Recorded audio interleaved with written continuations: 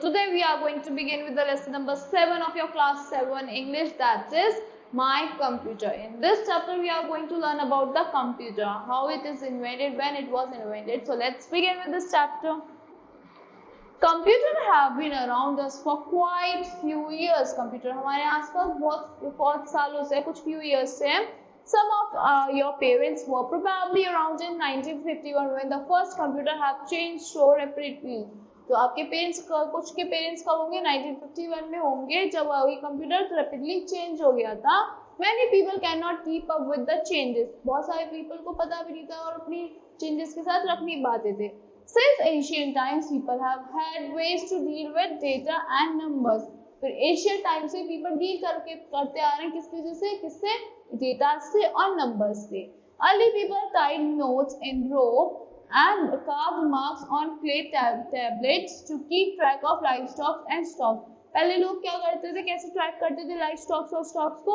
रोप पे टाई कर देते, नोट्स या फिर कार्व करते थे. स्केल का क्या कार्व करते थे? मार्क्स करते थे क्ले पे, मतलब कुछ कार्विंग कर देते थे विद स्टोन. तो क्या अपडेट रखने के लिए? लाइवस्टॉक्स और स्टॉक्स को अपडेट करने के लिए.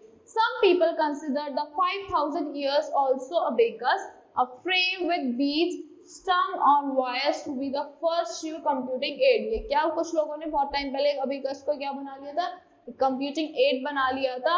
5,000 years पहले ये होता था. A trade and a tax system grew in complexity. जो एक trade और tax system एक complexity में grow कर रहा था. People have that faster, so more reliable and exact tools for. People saw that faster, more reliable and exact tools for need for doing maths and keeping records. तो people को क्या चाहिए था? Faster और बहुत reliable method चाहिए था, exact tools चाहिए थे मैथ्स करने के लिए और रिकॉर्ड्स को रखने के लिए.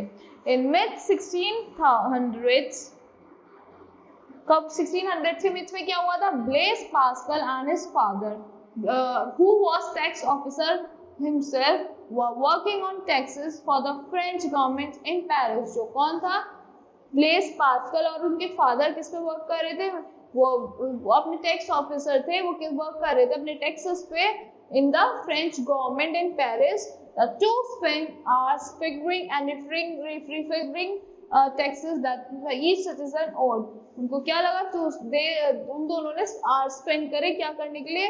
फिगर करने के लिए और रीफिगर करने के लिए, जो कि कितना टैक्स पे करा ईच सिटीजन ने, ये देखने के लिए. यंग ब्लेस ने क्या डिसाइड करा in 1962 to get an adding and subtraction machine that could aid in such a tedious and time consuming process.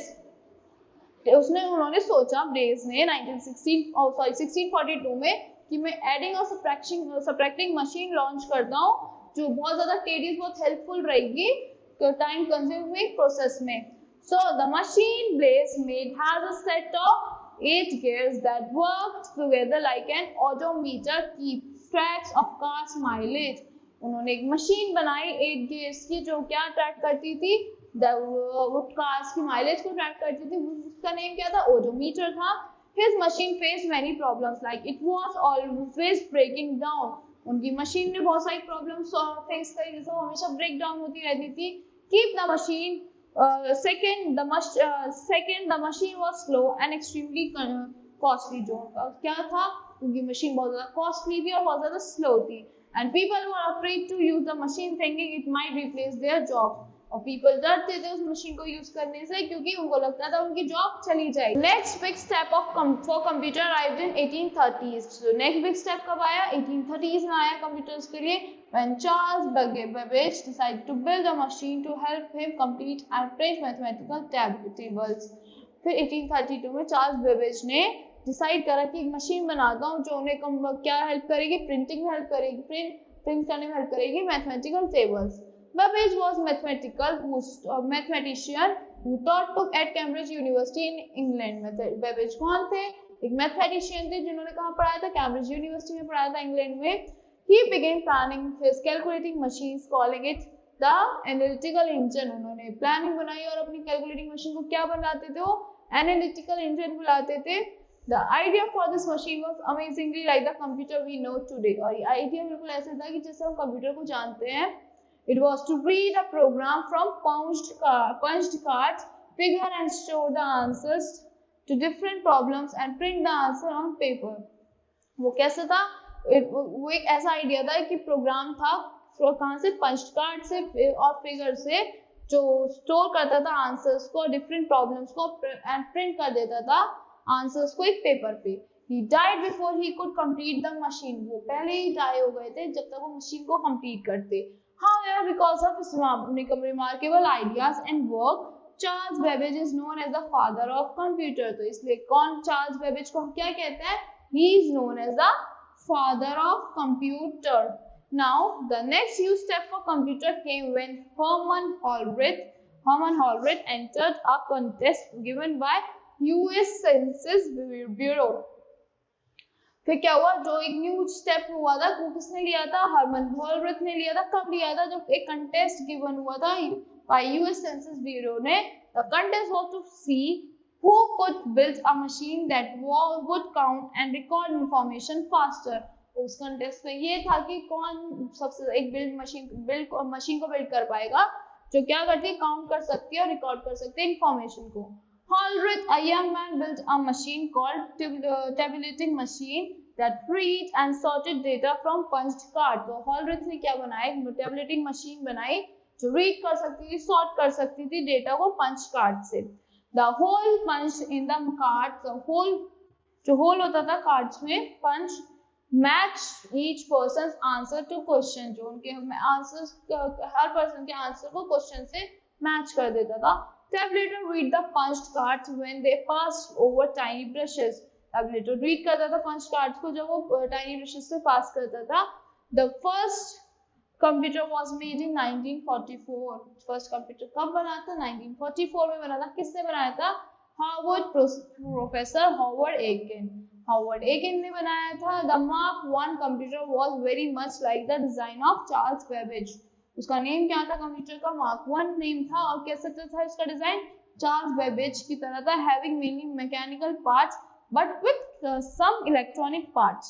This all purpose machine is what we now know as a PC as or personal computer. और उसको आज कैसे जानते हैं? PC की तरह जानते हैं या फिर उसे क्या कहते हैं? पर्सनल कंप्यूटर कहते हैं. The Mark I was the first computer financed by IBM and was about 50 feet long and 8 feet tall. तो Mark I क्या था? एक फर्स्ट कंप्यूटर था जो किसने फाइनेंस करा था? IBM ने फाइनेंस करा था. और कितना लंबा था वो? 50 feet long था और 8 feet tall था. The first electronic computer was the ENIAC. जो फर्स्ट इलेक्ट्रॉनिक कंप्यूटर क्या था हमारा? ENIAC था.